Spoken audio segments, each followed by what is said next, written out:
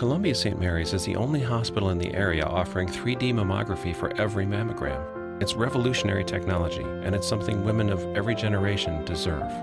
3D mammography, it's a new dimension of care for women. Good evening.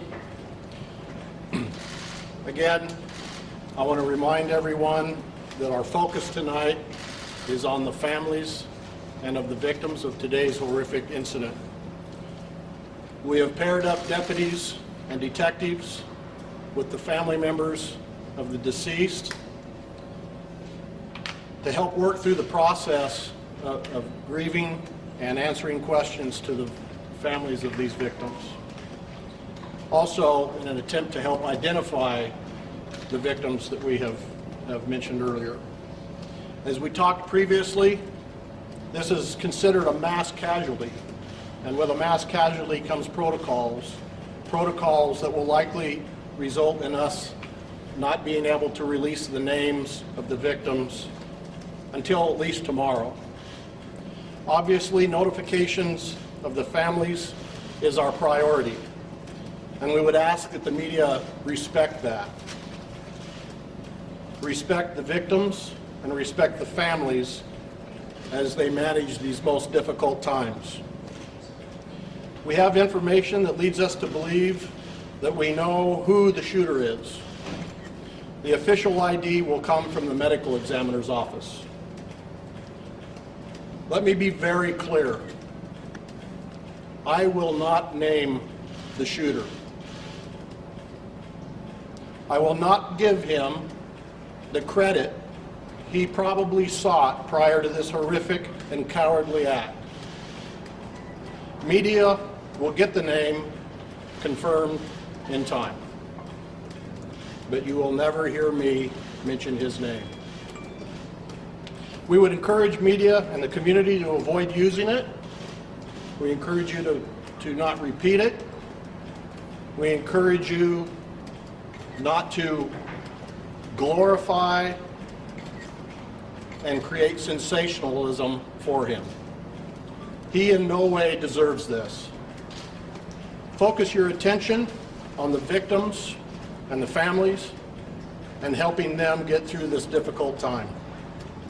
We do know that we have at least 2 heroic officers who responded into the building within minutes and exchanged gunfire with the suspect.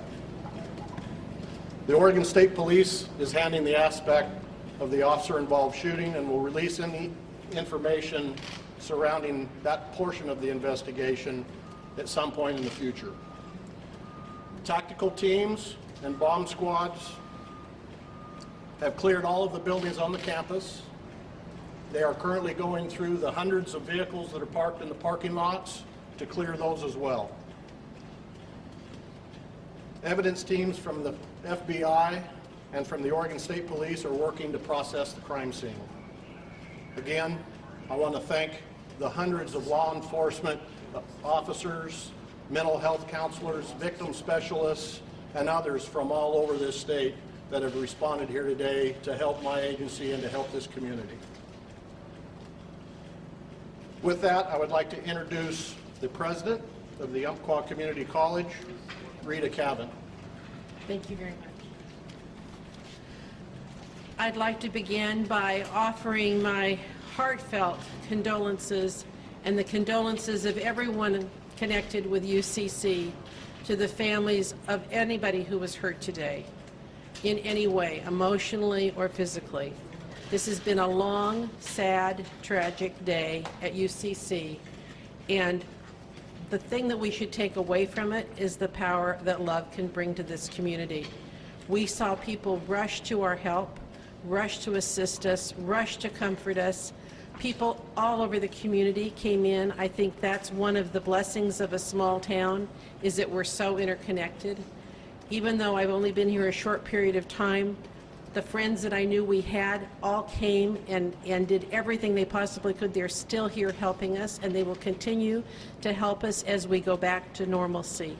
This is going to take us some time, and we need the patience of the community, but we plan to have the college functioning safe and comforting as soon as possible for our students to return. This is a crisis, and we are asking for help and receiving help. It's important, I think, we can focus on what would cause somebody to do this horrendous act, and I absolutely agree with the previous statement that the focus should be on how many people open their hearts to help us today. Thank you. I will be headed over to the candlelight vigil now, and with that I will ask my Public Information Officer, Corporal Duess Hudson, to come up and answer any questions and discuss any other administrative issues.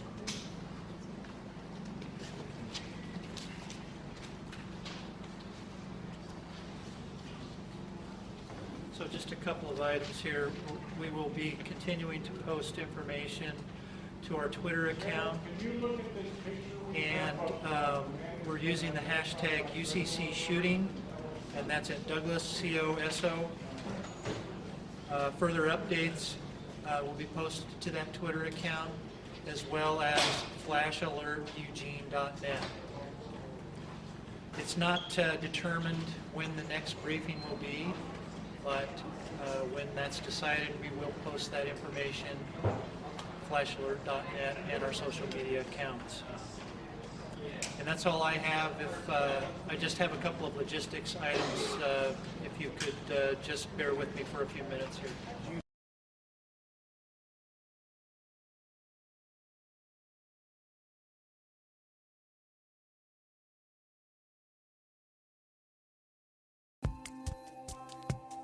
Hello, and welcome to an inside look at King's Bottle wine coolers.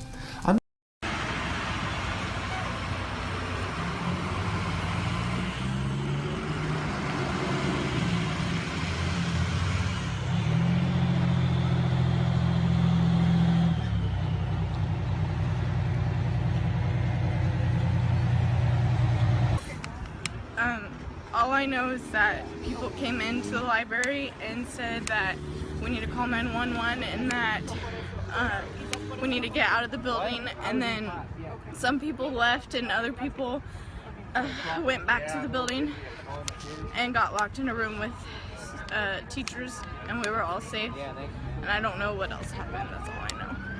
Did you hear anything? I didn't hear anything. What I went here for 2 years. It seems like such a safe environment. What kind of emotions are you going through right now?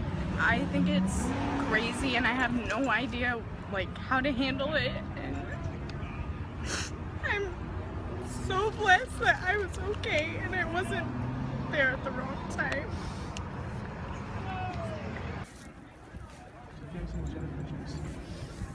Their daughter was in the library.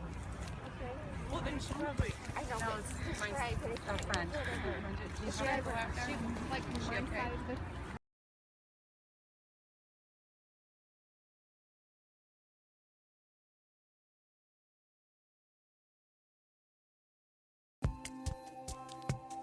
Hello, and welcome to an inside look at King's Bottle wine coolers. I'm going to show you how King's Bottle has taken extra special care to create the perfect cooler. We will be going step by step through all of their flagship products. King's Bottle has created a line of coolers with a product for everyone. Their diverse product line offers a solution for every level of wine enthusiast. King's Bottle knows that wine collecting is an investment.